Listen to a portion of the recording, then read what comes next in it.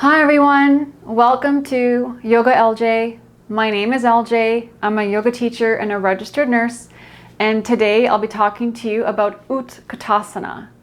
Utkata in Sanskrit means fierce or powerful. So in English, this is also known as fierce pose or chair pose. And so Utkatasana is a pose that's about finding energy. We're building energy. We're finding our fire. We're building confidence. And this pose is introduced quite early on in the practice, right around the same time as Virabhadrasana A, Warrior 1, where we're getting warmed up and revved up.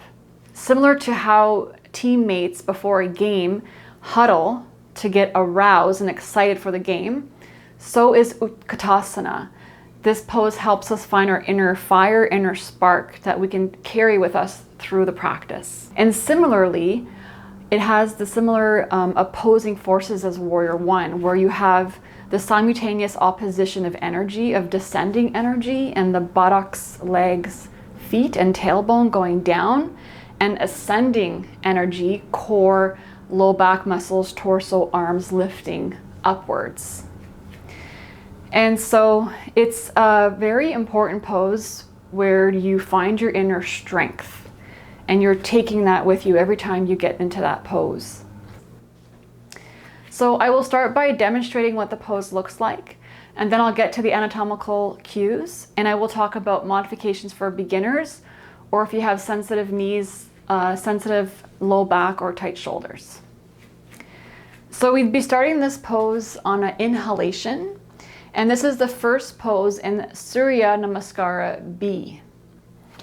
So on the inhalation, we would drop the hips, glutes down, thighs near parallel to the floor, knees pressing into each other, reaching the arms up. And so that's what it looks like. And what's interesting about this pose is that the energy, the power, comes from the pelvis. So you have the glutes and the hip flexors that are antagonist muscles with each other. So the hip flexors are flexing the femur bone, while the glutes are extending the femur bone.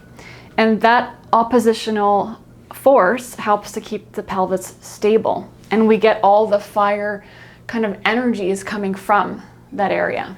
As we come into the pose, we want our feet to be together, and we drop our hips down so the thighs are parallel to the floor, ideally. And it feels like the head of the femur bone is pressing down towards your heels. Tailbone is dropping down. And we want to engage the core by drawing the low ribs in and lifting your hip bones. That will prevent hyperextension of the low back.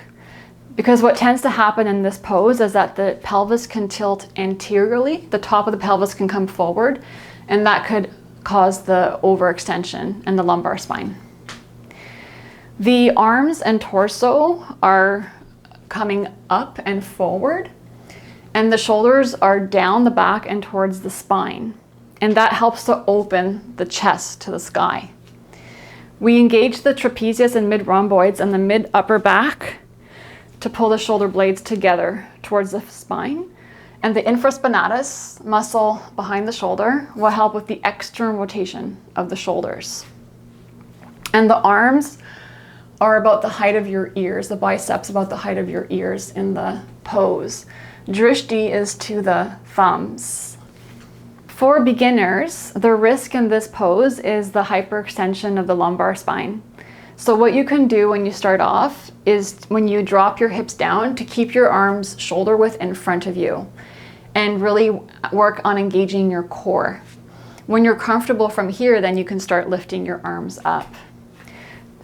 Same thing if you have tight shoulders, is to keep your arms shoulder width in front of you and over time lift your arms up.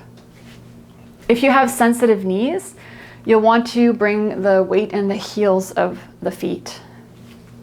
And modifications to learn the pose, I think using blocks is quite helpful, and that's what I use often when I'm teaching, is to bring a block between your inner thighs, lengthwise. And so this helps you to find the squeezing action of your thighs and knees towards each other when you squeeze the block.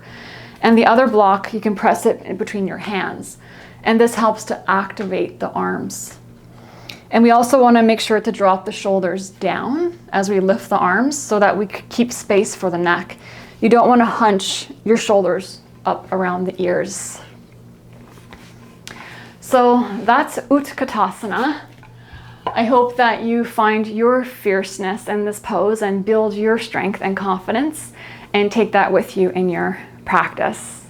Thank you for joining me. I hope you enjoyed the video, and I'll see you next time. Bye, everyone.